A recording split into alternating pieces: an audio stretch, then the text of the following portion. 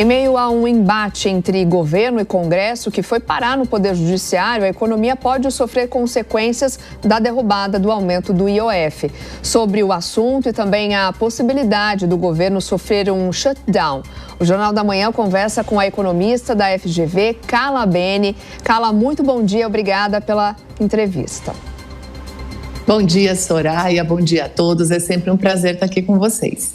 Carla, queria que você já conseguisse traduzir um pouco para a nossa audiência o que seria de fato, o que significaria, né, esse shutdown no Brasil, o que deixaria de funcionar primeiro, quais áreas são mais vulneráveis?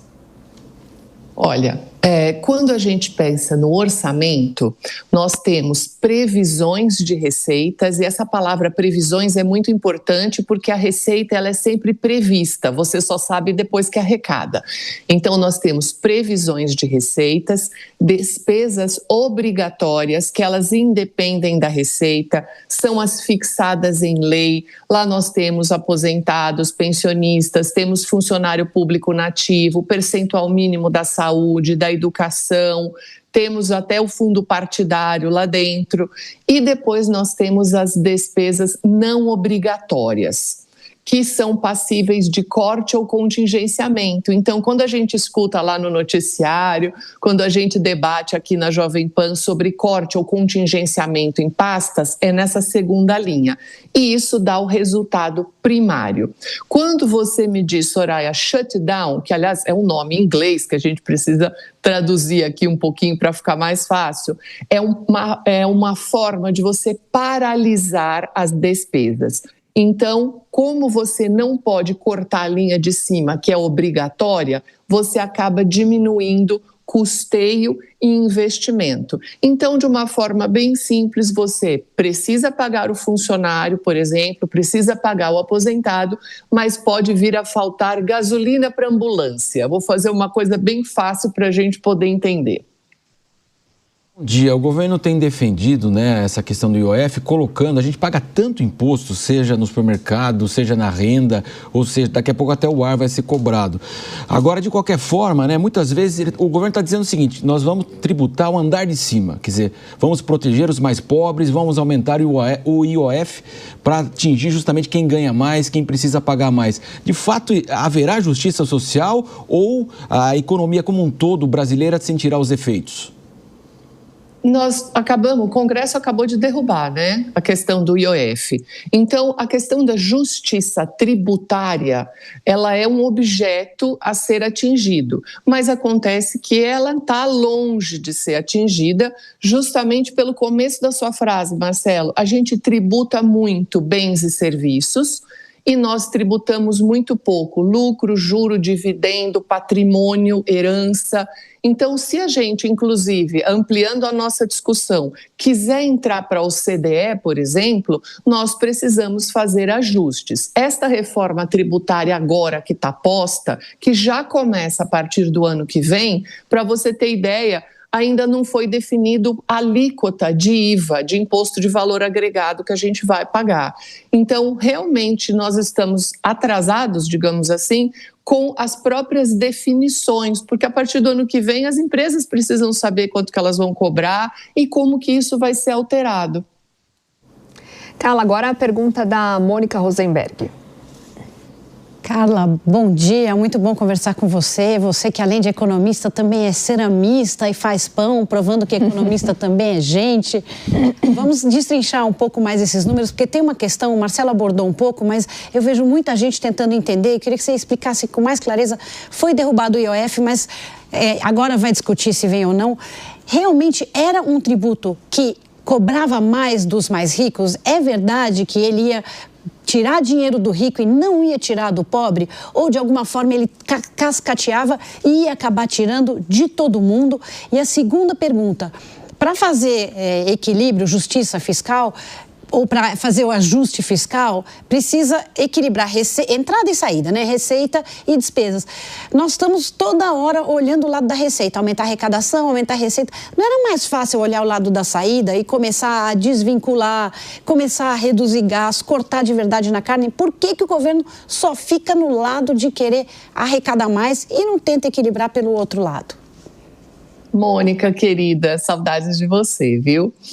Olha, primeira questão, o IOF, quando você pega, por exemplo, e diz que você vai tributar ou até o cartão internacional, ou você vai tributar uma aplicação lá fora, você até pode organizar isso como eu vou pegar uma camada específica da população, né? Só que o IOF, ele também entra dentro das operações financeiras. Aí, no caso, uma empresa que vai pegar o empréstimo, ela também vai ter que acabar pagando um IOF maior. Todo o imposto, mesmo sendo, no caso do IOF, regulatório, ele tem uma função arrecadatória. Então, independente do que for feito, sempre o objetivo é aumentar a arrecadação. A sua segunda questão, ela é muito interessante pelo seguinte, eu vou colocar para vocês aqui um ponto que ela até é um pouco estranho de se dizer.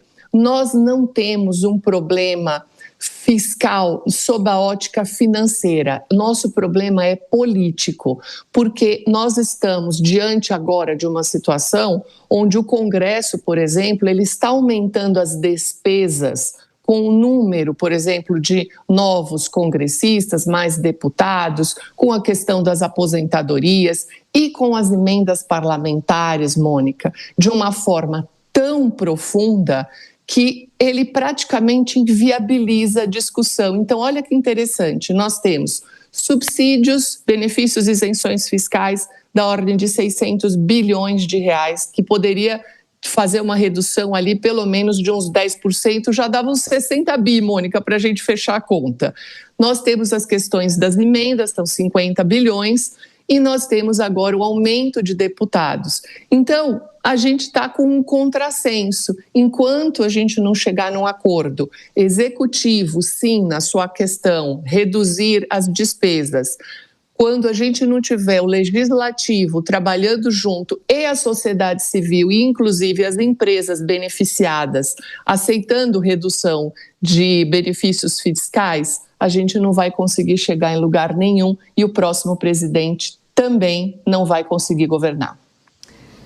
Acácio Miranda. Carla, bom dia. Eu faria uma pergunta, mas eu fiquei tão empolgado com o finalzinho da sua resposta anterior que eu ainda vou nesse sentido.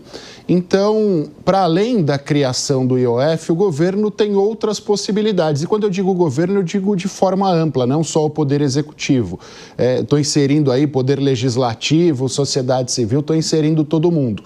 O governo tem outras possibilidades em termos de arrecadação e até em termos de economia. Eu gostaria que você aprofundasse essa sua ponderação. Quais são os caminhos possíveis que nós temos para que não seja necessária a criação de um novo tributo, de um novo imposto, e nós sejamos capazes de colocar a nossa máquina orçamentária e financeira em ordem? Nós não temos, na verdade, uma necessidade de criar novos impostos. A gente precisa redistribuir os impostos. Redistribuir a carga. A carga tributária é de 33% em relação ao PIB. Ela, mantendo-se mais ou menos dentro dessa métrica, a gente precisaria fazer a redistribuição. Mas, para além dessa questão, nós temos aí o que eu acabei de falar, uma lista de possibilidades. Nós precisamos definir como país se as emendas impositivas vão continuar, porque elas estão levando o governo a ser ingovernável, e isso que a gente está vivendo começou já no governo Dilma, arrastou no Temer, passou pelo Bolsonaro, a gente está vivenciando isso hoje de uma forma mais intensa e isso para o próximo presidente vai se tornar totalmente impossível de se governar porque as emendas parlamentares, elas descolam e elas retiram do orçamento os projetos do executivo, seja o executivo que for, pensando até no próximo. Então, esse ponto das emendas é o número 1. O segundo ponto importantíssimo são os benefícios e as isenções fiscais. Se vocês entrarem no site do Tribunal de Contas da União, vocês vão ter uma lista dos segmentos das empresas, dos setores que são beneficiados. São mais de 627 bilhões por ano que a gente deixa de arrecadar. E nós temos um outro ponto muito importante, que é a definição do que se pretende aprovar nesse país. Vão ser mais deputados? Não vão? Então, eu aqui, com a sua questão, eu sugeriria uma ferramenta que o Brasil praticamente não usa, que se chama plebiscito. Nós, como população, precisamos exercer a nossa cidadania e essa opção não é dada para a gente. Nós deveríamos ter feito um plebiscito para saber se a população aceitava elevar o número de deputados e aumentar as despesas, por exemplo. Então, nós não participamos do processo democrático, a gente recebe isso. Então, eu acho que essa é uma grande mudança que a gente precisaria seriamente começar a conversar nisso no Brasil como um todo. Carla, você falou de duas coisas aí que me tocam muito forte. Uma é a questão das emendas parlamentares, que são, para mim, uma aberração, que subvertem justamente o que você trouxe agora, que é o processo democrático. E enquanto a gente não arruma isso, não vai dar para consertar a economia. Então, minha pergunta para você é, será que a gente não precisa começar revendo o sistema de financiamento eleitoral? Porque justamente o que as emendas fazem é perpetuar no poder aqueles que já hoje estão se beneficiando dele. Enquanto a gente não mexer no financiamento, você acha que tem como fazer diferença? Essa questão, Mônica, é espetacular, porque nós temos aqui um paradoxo, digamos assim. Nós temos, na verdade, um fundo eleitoral e ele, normalmente, o executivo encaminha no orçamento, na proposta, um valor. Para a última eleição, foi em torno de 400 milhões de reais. O Congresso subiu esse valor para 5 bilhões. Então, para cada eleição, já foi para presidente da última vez, e ano passado, que nós tivemos para prefeito, foram 5 bilhões.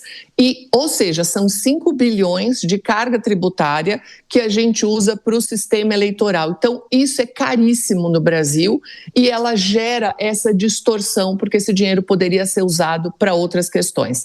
De um outro lado, se você permitir só o financiamento privado, a gente pode chegar num limite de um estertor, como a questão dos Estados Unidos, onde você tem alguns grupos que literalmente governam o país. Então, olha, Mônica, que debate interessante isso.